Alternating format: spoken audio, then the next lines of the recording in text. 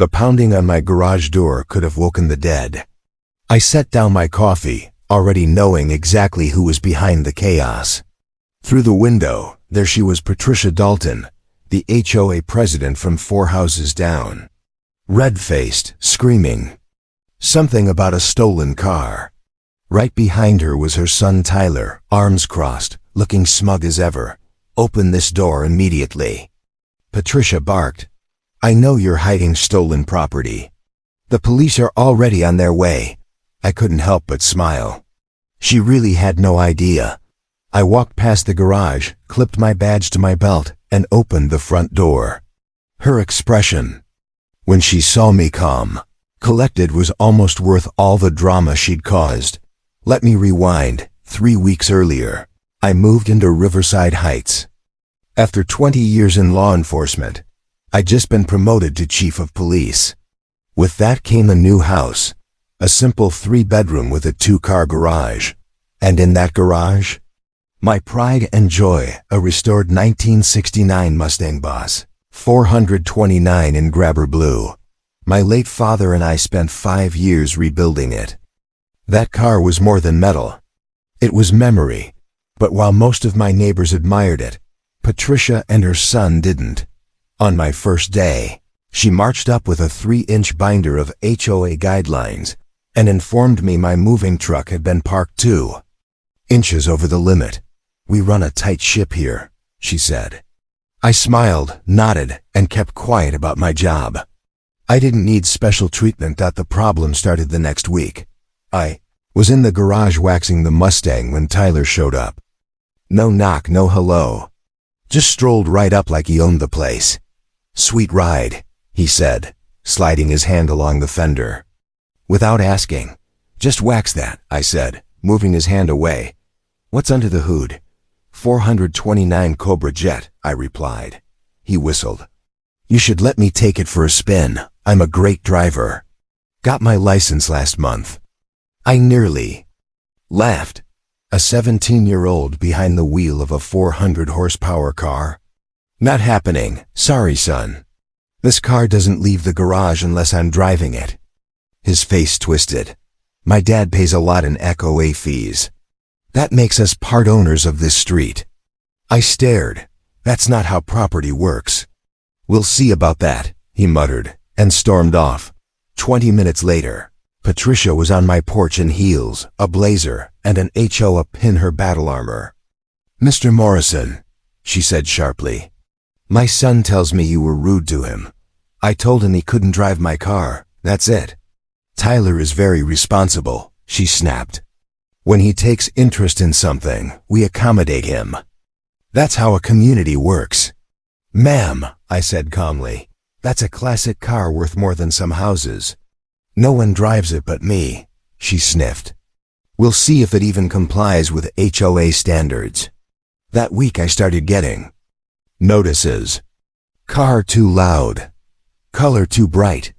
Possible use in street racing. I replied to each one, calmly citing the bylaws.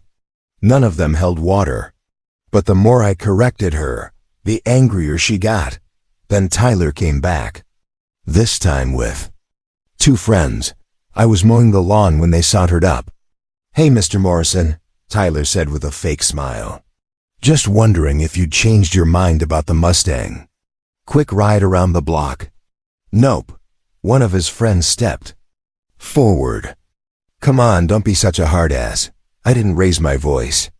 I didn't have to. "Boys, it's time to leave. Now." They walked off. But not before Tyler shot me a glare that said, "This isn't over. It WASN single quotes T. An hour later, Patricia returned, this time with her husband Richard, who looked like he regretted marrying her. She accused me of threatening her son. "My husband's a lawyer," she shrieked. "We could sue for emotional distress." Richard didn't say a word. Probably because he was a tax attorney who hadn't seen a courtroom in years. "Ma'am," I replied, "I asked them to leave my property. That's well within my rights. We'll see what the HOA says." She snapped, then stormed off. Apparently she ranted for 40 minutes at the next HOA meeting. My neighbor Janet filled me in later. Patricia called me a dangerous element and showed a PowerPoint about street racing culture. Even used the word hooligan. Things escalated. Notes on my windshield. Trash cans tipped over. Grass complaints. And then came the breaking point. That Saturday, I saw Tyler and his friends taking selfies with my Mustang through the garage window. "Tyler," I warned, stepping outside. "Get off my property." "It's just pictures, bro," he said. "My followers love sick rides." "Leave now," he smirked. "Screw you. That car should be mine. You're too old to even drive it." I stepped forward. "Leave, or I'll call the police." He laughed. "My mom already did, said you stole it. Said the registration doesn't match your name." He wasn't wrong. The car was still in my late father's name. I hadn't transferred it yet. Tyler's eyes lit up. "She says they'll impound it. Then maybe someone who deserves it can buy it." Right then the sirens wailed. 3 patrol cars came down the street, lights flashing. Patricia emerged, triumphant. "There he is." She called. "That's the thief." Martinez stepped out. A good cop I knew well. "Chief Morrison?" he asked, startled. "Morning, Martinez," I said.